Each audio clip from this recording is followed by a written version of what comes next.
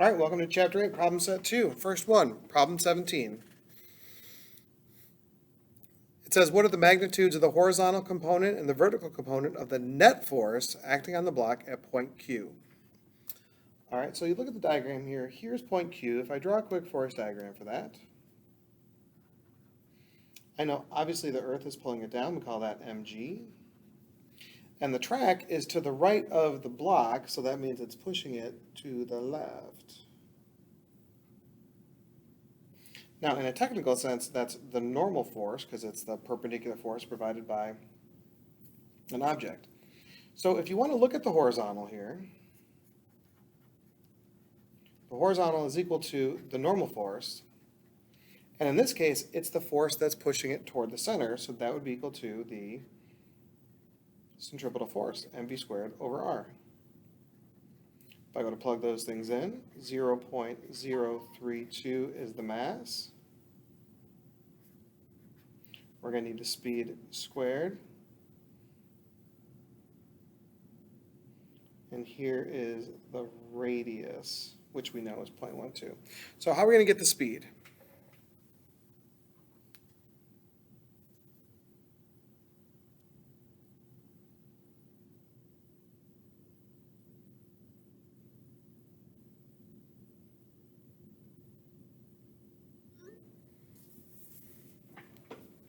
I think what we should do is we should do a conservation of energy problem.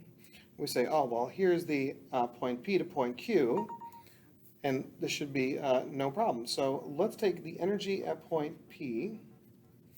We know it's going to be equal to the energy at point Q. At point P, it's only gravitational potential. Let's set our h equals 0 down here.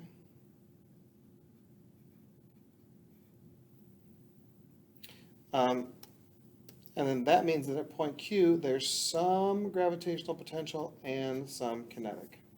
So I have mgh.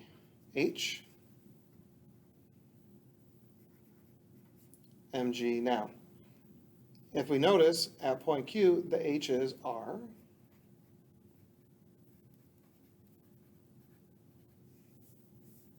that does magically disappear, which is a great thing. So I have g times h is equal to g times r plus 1/2 v squared. So I have 10 times. So it says h is 5r here.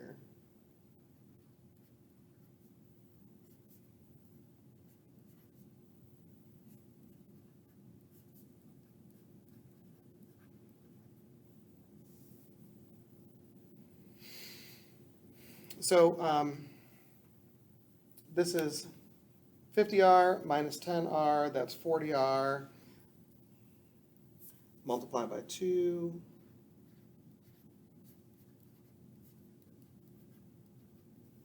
ADR is equal to v squared.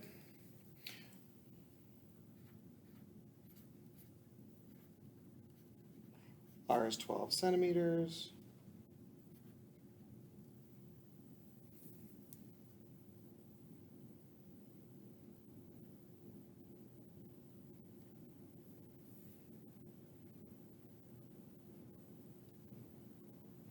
So V is equal to about 3.1 meters per second. So if I plug that in over here,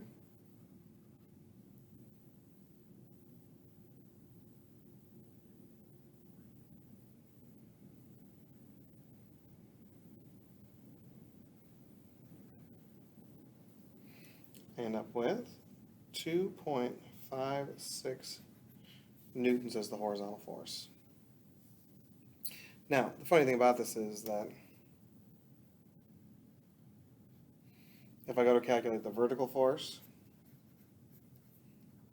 it's just equal to mg, which is equal to 0.032 times the 10, so I have 0.32 newtons.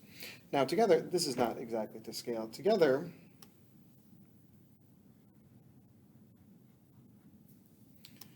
the actual force would be this way. So the net force is actually down and to the left here because the track is pushing it in and the Earth is pulling it down, so the net force would be this way. The next part of the problem says, at what height h should the block be released so that it is on the verge of losing contact with the top of the loop? So we got to think about the top of the loop now. So that would be up in here. I know my R is in the way. So when I think about that, okay,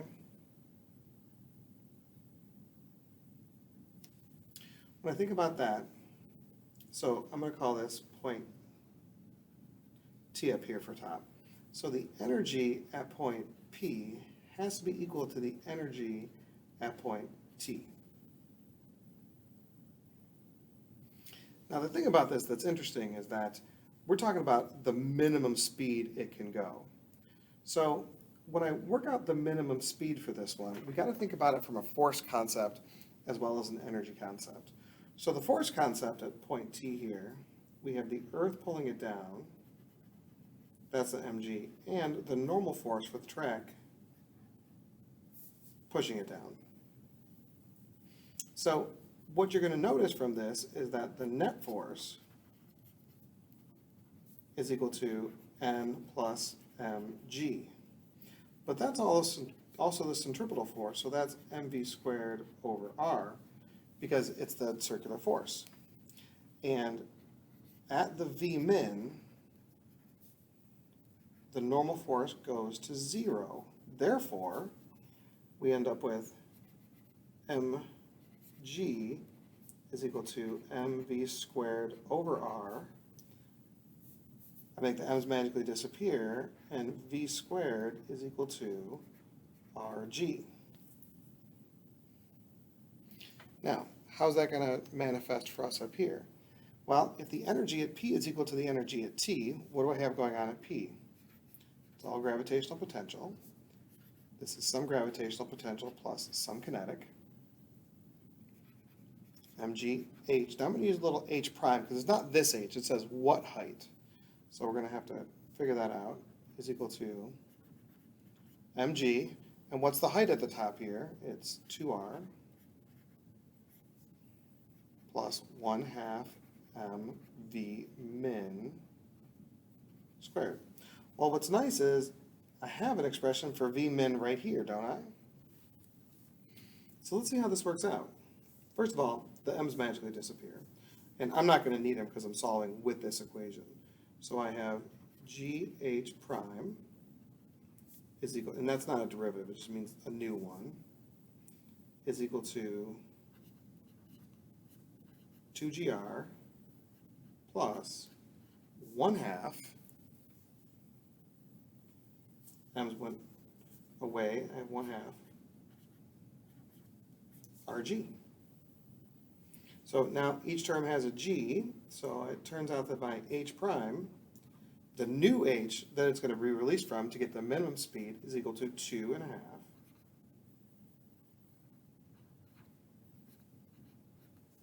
So if this height is 2.5 r, it's going to make it just so it's going at the minimum speed to just make the turn.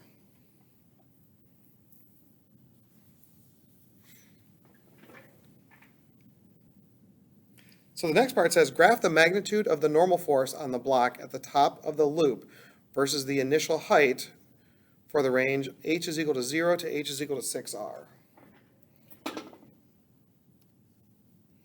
So this up here is the normal force.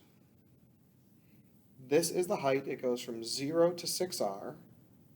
And it wants us to graph. I'm going to plot some points and we're going to see what this looks like. But what we're going to do is we're going to start from the principles that we had in the last section here. So this is the equation for the top here. Okay? So I'm going to use this general equation here and try to get the h in terms of the normal force. So let's go back to our general principles here. We said when it was at the top of its path, the mg is down, the n is down. Therefore, the net force is N plus mg, which is the centripetal force. So here's an expression here for the net force, or the normal force in terms of the speed.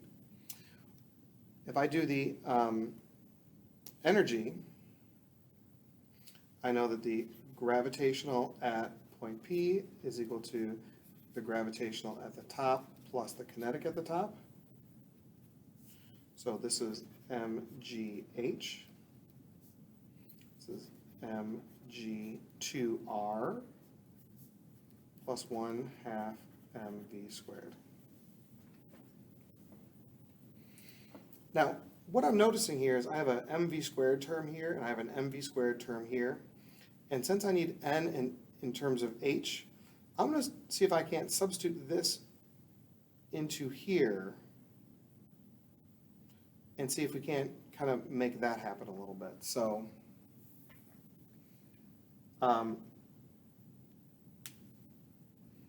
first thing I'm going to do is I'm going to multiply everything through here by 2, just to get rid of this fraction here.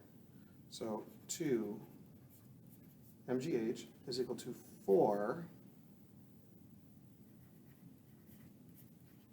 mgr plus mv squared.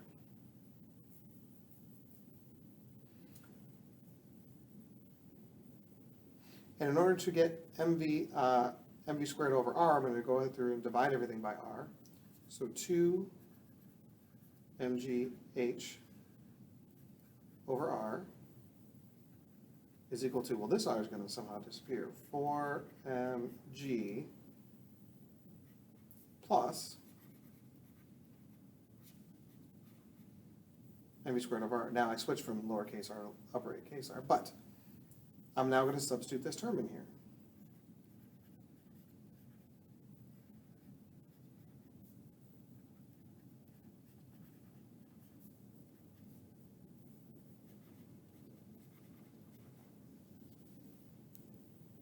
So this is 4 mg, this is 1 mg. That's going to be 5 mg.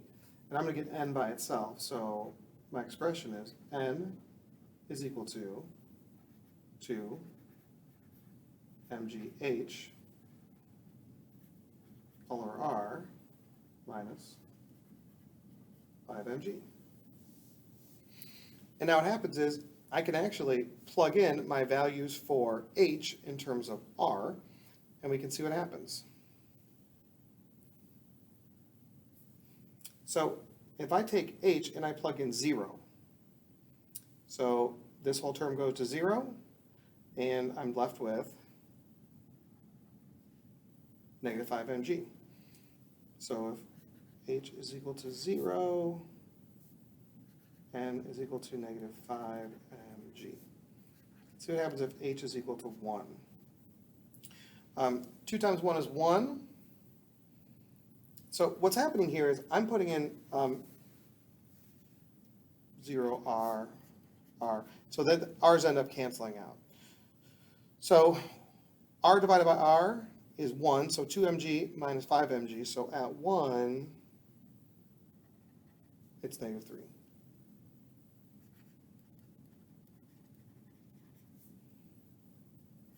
If h is equal to 2r,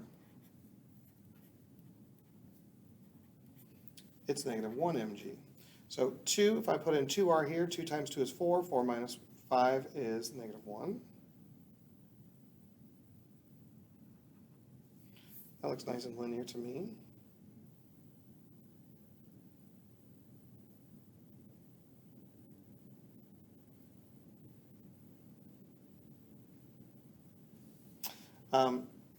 If h is equal to 3r, then n is equal to, well, 2 times 3 is 6. 6 minus 5 is 1.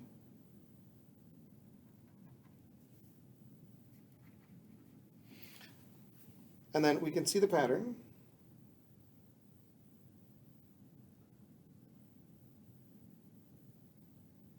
So 4 would be 3, 5 would be 6W7. Now, the reason that I like this is that it doesn't make a ton of sense out of context, but as soon as you have some context for it, it makes a lot of sense. Because normal force can't be negative, because that means it's not on the track at all. So really the graph would probably look something like this. Because the normal force is 0 because it's not on the track, and then right here, it's on the track. And what do I notice about this point right here? It's 2.5 r is equal to h. And if you go back and look, wasn't 2.5 r the minimum speed when the n is equal to 0? It is, right? So that point right there, at this intersection point, is when the normal force just equals 0, and then anything faster than that, and the normal force increases.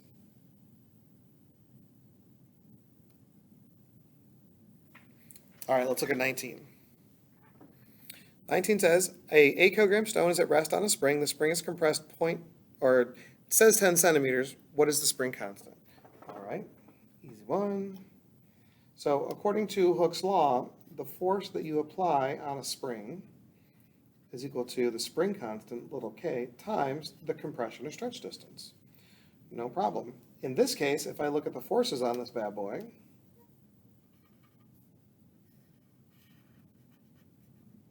here's the force by the spring, here's the earth force, and so we see that the forces are balanced. So, if the forces are balanced, what that tells me is the force by the spring is equal to the force by the earth, so therefore little kx is equal to mg, k is equal to mg over x,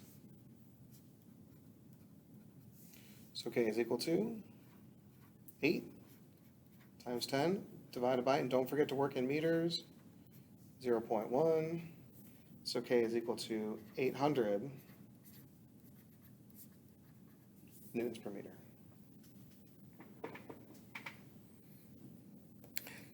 B says, the stone is pushed down an additional 30 centimeters and released. What is the elastic potential energy of the compressed spring? No problem. Elastic potential energy is defined as 1/2 little k x squared, where x is the compression distance. 1/2, we got k from the last part of the problem, 800. And the compression distance, it says an additional 30. So I had my original 10 plus the additional 30.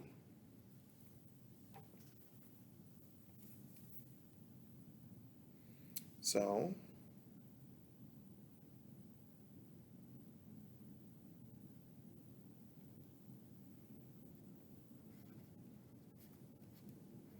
I got 64 joules. 64 joules.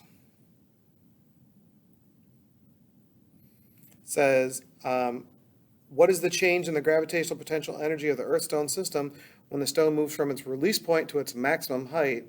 And then what is that maximum height measured from the release point? So if you were to push this down and let it go, obviously this thing would go shooting up here. And so they want to say like, oh, eventually it comes up here and it comes to rest. Well, if it comes to rest, then we can apply our understanding that the initial energy has to be equal to the final energy. Well, the initial energy was all in the spring.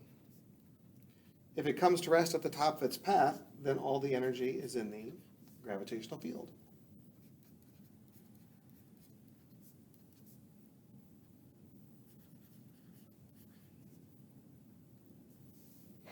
We actually know this side is 64. And so it wants to know what the change in the gravitational energy is.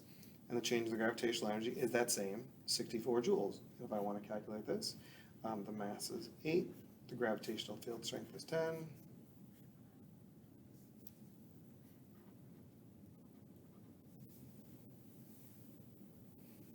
So that's 0.8 meters.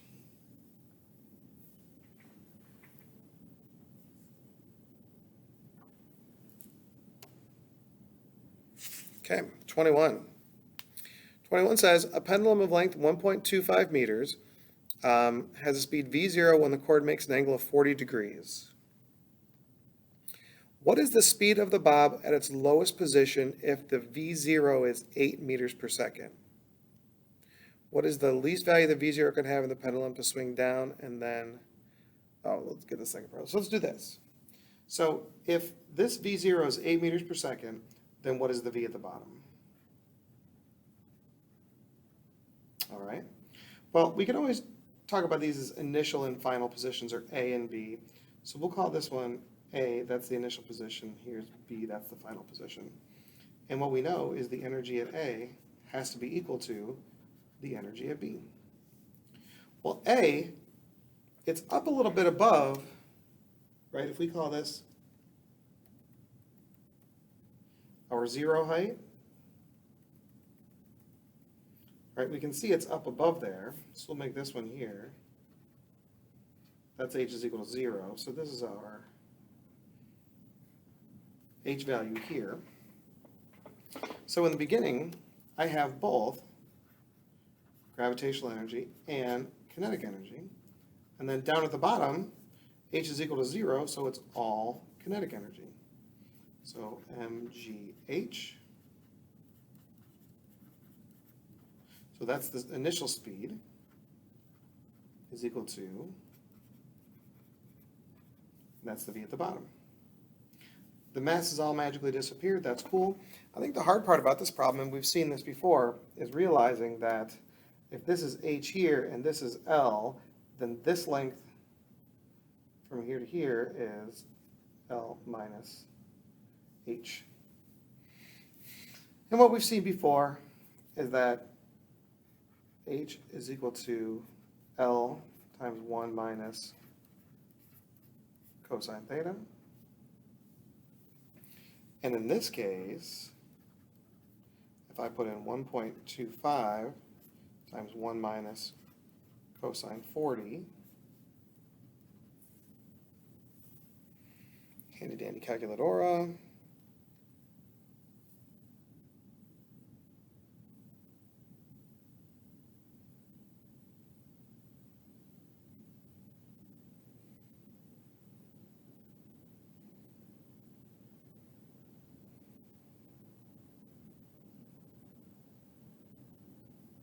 so this is 0.29. So this height is 0.29. So I can plug and chug this now. I feel pretty good about this. So I'm going to get rid of the m's. So 10 times 0.29 plus 1/2 times 8 squared. That's the v0 is 8 here.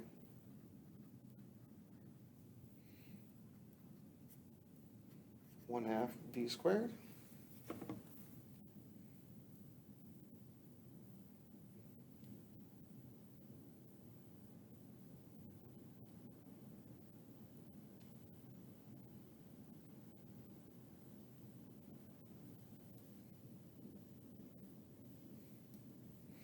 I got v is equal to 8.35 meters per second. And that makes a lot of sense, because if it was 8 and then it went down a little farther, it should be going a little bit faster. Now the next part's interesting. It says, what is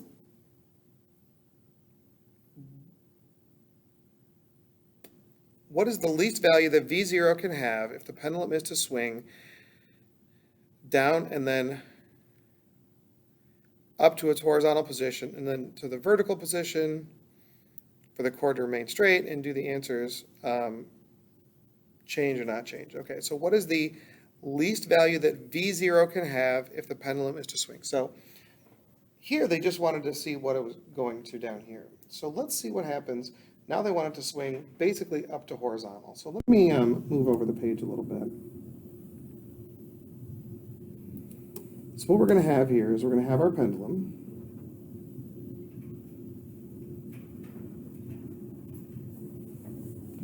And we want it to swing basically all the way up to here, starting from 40 degrees. Oof, that was ugly, sorry.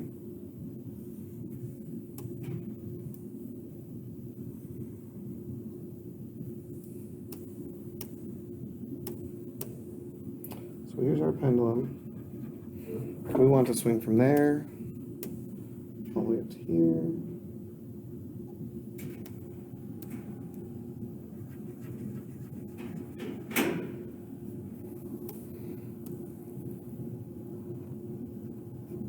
Still 40. And we have to solve for this V0 here.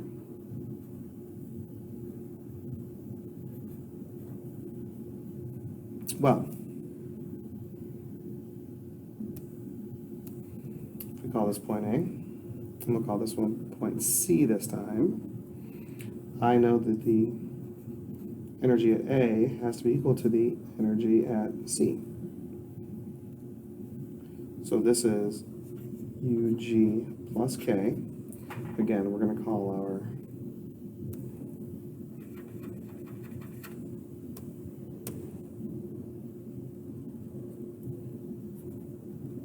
zero down there. Implicit here is that it swings down and then comes to rest here at horizontal.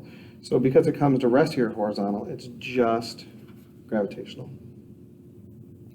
So mg little h plus 1/2 mv0 squared is equal to, well, it's going to be mg, and then what is the h here? Well, if you're paying attention, you would have noticed that the h value here is the length of the string, which is pretty cool. And so now I think the m's can disappear. I think we're left with some stuff that we know. So h is the same from before, 0.29 plus 1/2 v0 squared is equal to g times L is 1.25.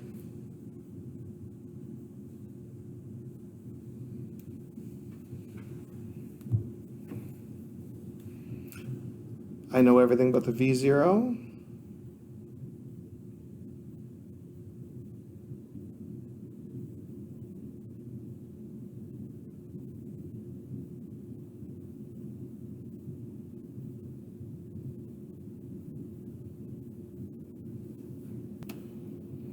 So I'm going to go to calculate. So V0 is equal to 4.38 meters per second.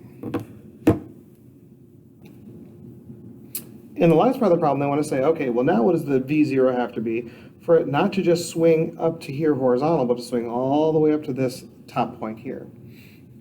All right, now one of the things it says is the string has to be tight. And for the string to be tight, that has to be going at the minimum speed for this. And this is going to harken back to some problems that we've already done. So let's draw a force diagram for the ball when it's at the very top, if the string is still tight. So I know the earth is pulling it down, and the string is underneath it, also pulling it down. We're going to call that T. And so the net force is equal to T plus mg, and that, it's going in circular motion, so that's equal to mv squared over r. So mv squared over r is equal to T plus mg. But as it goes slower and slower, the minimum speed that it can go in this string to just possibly be tight, well, what happens is the string gets looser and looser, the tension goes down and down, and at V min, T is equal to 0. Therefore, mv squared over r would be equal to mg, and v squared would be equal to rg. Now, why is that important? Well, if we come back and look at our problem, we have a very similar situation where we're going to call this h equals 0, and we're going to call this point A, and this time point D. we know the energy at A is equal to the energy at D.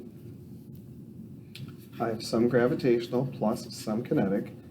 This time, it's still moving, and it's way up, so you have some gravitational plus some kinetic at point D.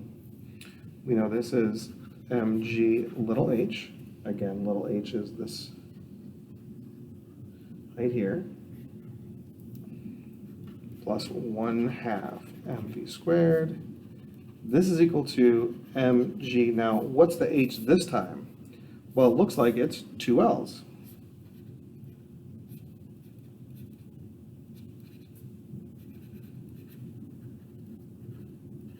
And it's 1/2 v min squared. Luckily, we have this v minimum right over here.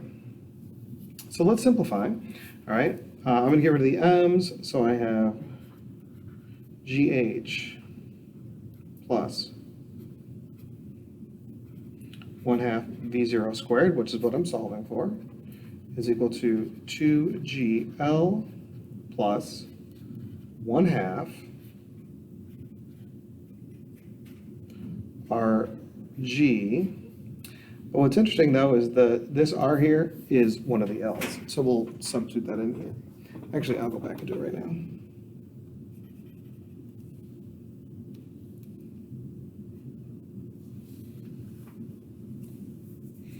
So let's plug in a little bit.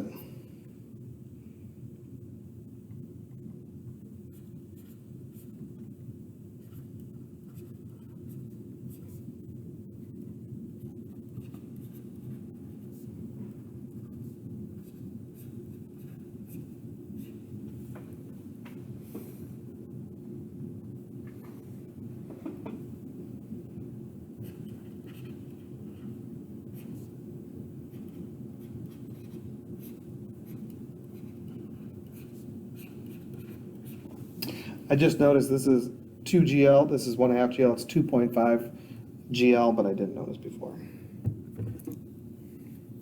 Calculate that real fast.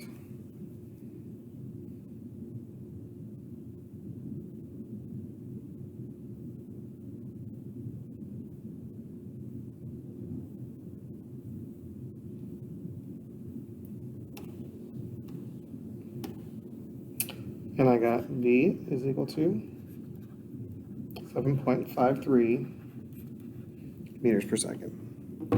All right, let's look at problem 23. Problem 23 says, the string has a length of 120 centimeters, ball attached to one end is fixed on the other end. The distance D to the fixed end is 7.5 centimeters. When initially stationary ball is released with the string horizontal, it will swing along the dashed arc. When it's what is the speed when it reaches the lowest point and its highest point after the string catches on the peg? All right. So first thing I'm going to do is figure out what is the speed down here. So it swings to here. Well, this one actually seems pretty straightforward.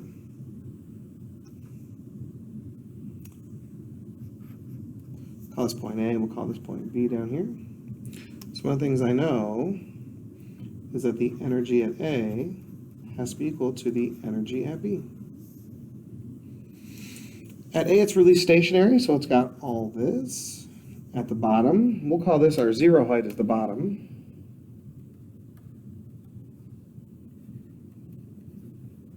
It's an important thing, because if you do that, then it only has that kinetic energy. mgh, 1/2 mv squared. V is equal to the square root of 2gh. And in this case,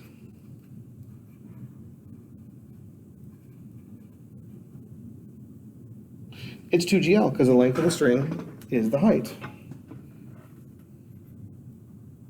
I'm going to calculate the V real quick.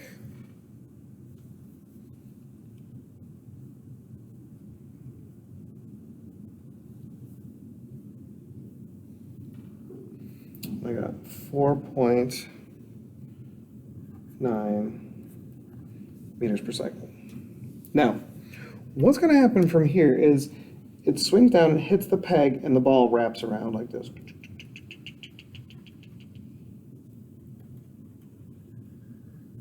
So it wants to know, as it's wrapping around like this, when the ball gets to here, what is its speed in this direction? What is that speed? Well, if I call this point C up here, I know that the energy at A has to be equal to the energy at C. This one's all gravitational. This one's some gravitational and some kinetic. mg, it's h, but again, h is L. So what's the h here? Basically, I feel like it's 2 r's, because it's 1 radius to get here and 1 radius to get here. So I'll call that 2 r's.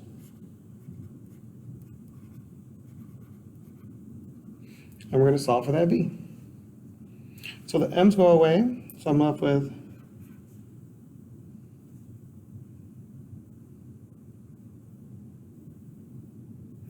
GL is equal to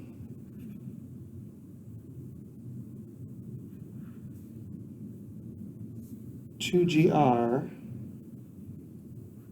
plus 1/2 v squared. So this is 10 times 1.2 is equal to 2 times, now the radius is the hard part, so the whole thing is 1.2. This distance is 0.75. So the radius then is 0.45.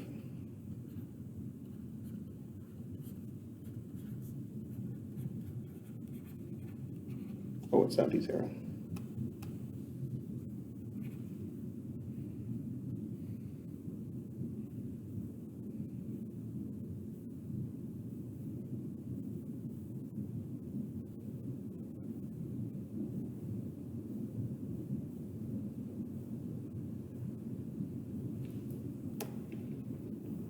So on this side, I'm 12.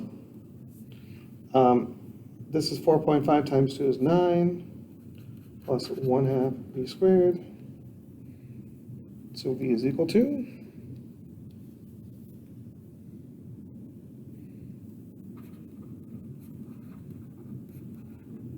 2.45 meters per second.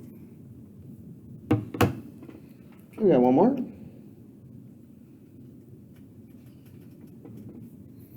So Tarzan, who weighs 688 newtons, swings from a cliff at the end of a vine 18 meters long.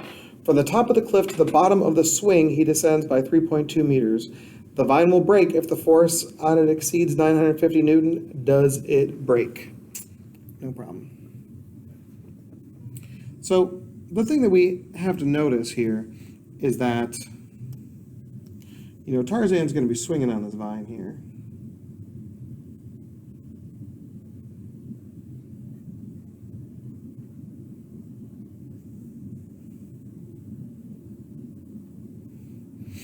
So we want to know if it's going to break. We're going to need to use some energy to figure out how fast it's going, and then use the force concept to figure out if it's going to break or not. So let's use the energy concept. We'll call this point A here. We'll call this point B down here. We know that the energy at A has to equal the energy at B. Up at A, it's all gravitational. Down at B, it's all kinetic. Again, we're going to say that down here at its lowest point, h is equal to 0.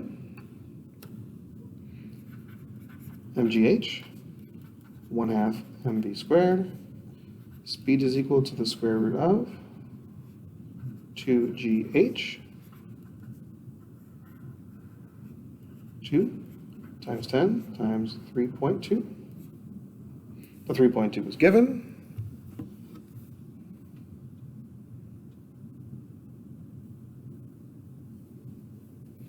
So it turns out v is equal to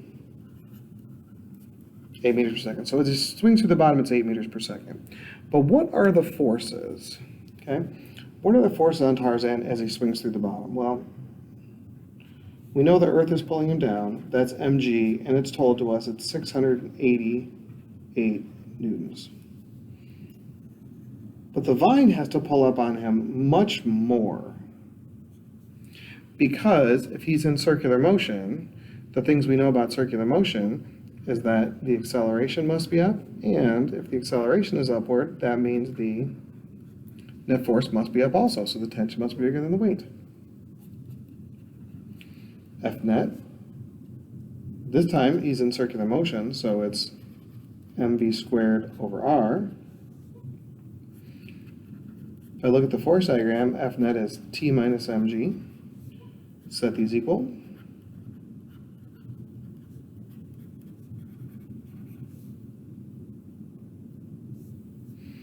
Solve for T.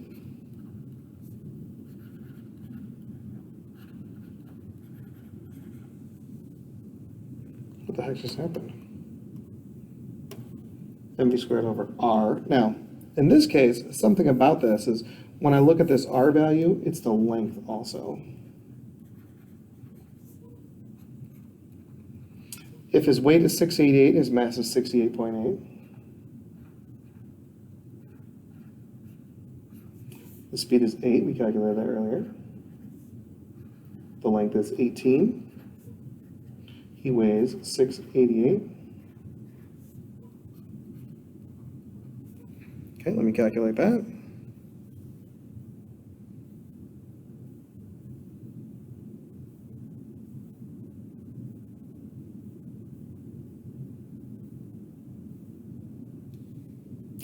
End up with 932 newtons. So the book says that the maximum force, all right, so the T max is equal to 950 newtons. So the question is, does it break? And the answer is no. Because the force that is needed, 932 newtons, and the force that it could withstand is 950.